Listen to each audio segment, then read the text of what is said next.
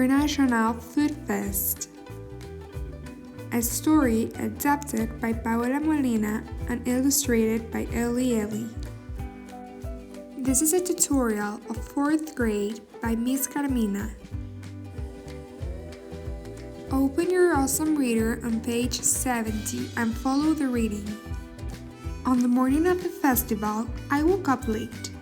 I dashed around the house trying to get ready before Jessie's dad arrived to pick me up.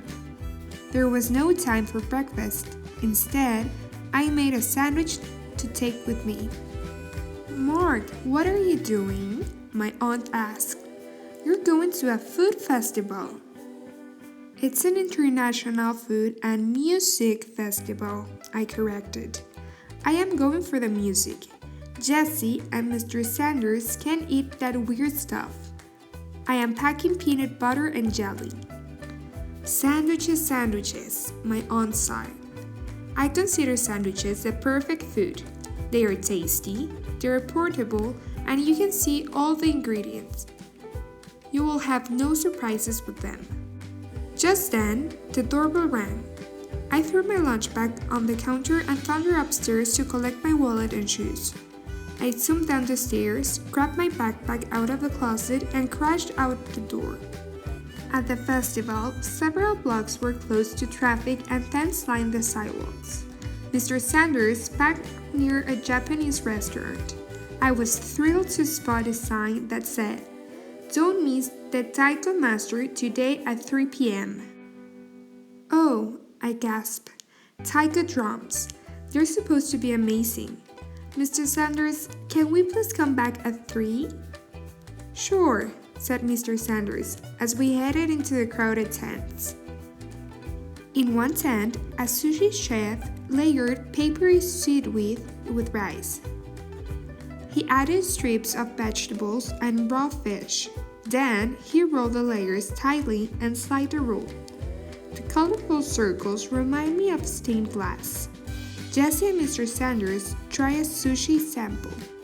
"Do you want one?" Jessie asked me. "These are delicious. You will love them." I wrinkled my nose. "No thanks."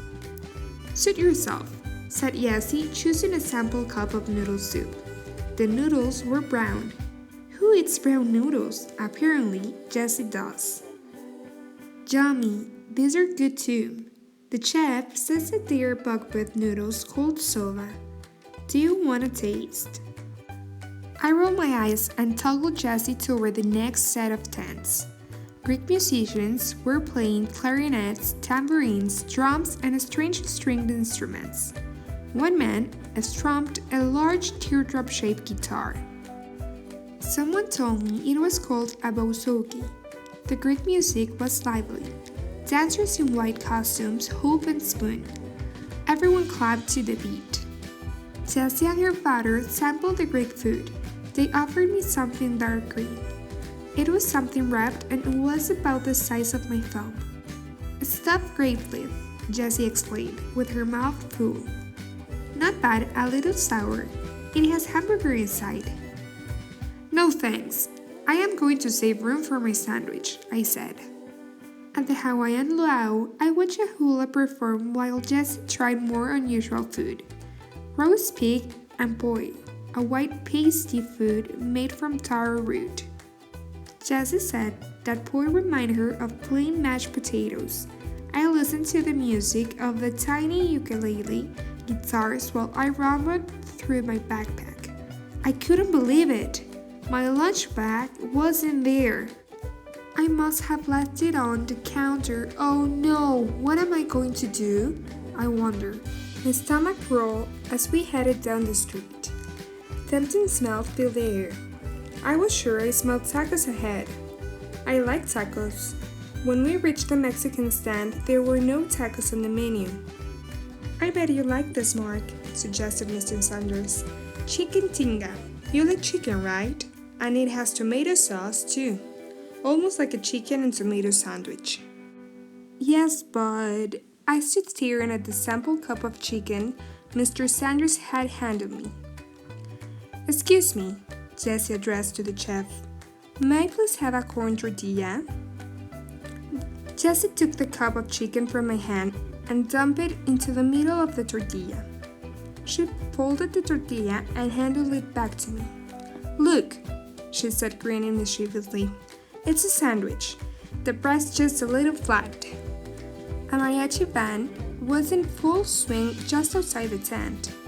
I moved toward the show, still clutching the tortilla. The big vocal harmonies and the lightning fast guitar strumming were really cool. Then, horns kicked in, and the music got really wild. These guys were on fire. My stomach growled again, and I took a bite of the tortilla in my hand. I had forgotten about the chicken tinga inside. I chewed, expecting the worst. Actually, it was kind of good. Well, I thought, I'm hungry. So I took another bite and another. It was very good. I saw Jessie elbow her father and wink, but I ignored them. I was still hungry when we explored the Indian tent. Jessie soon talked me into trying another chicken sandwich. This time, she put fried red tandoori chicken on a piece of Indian bread called naan.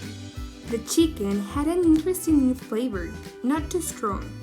The naan was delicious. I went back for another piece of naan while Jessie tried a spicy vegetable dish called vindaloo.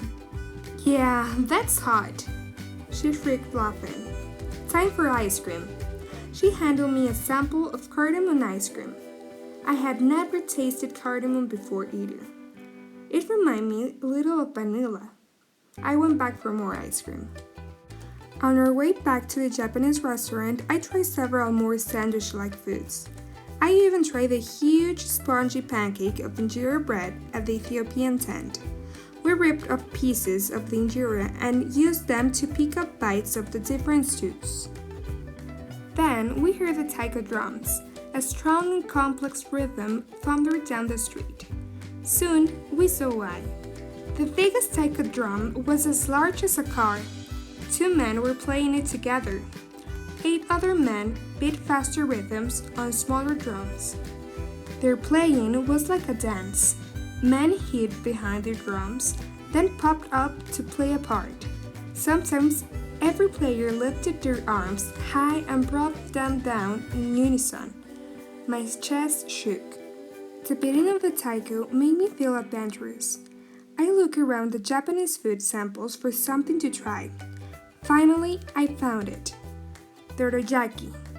It was 2 pancakes with red bean paste sandwiched in the middle. I took a bite. Sweet. I bought a package to take home. Then, I tried a taste of green tea ice cream. Weird, but yummy. Jessie and Mr. Sanders came up behind me as I was paying the cashier. "Sure you don't want to try the sushi?" teased Jessie.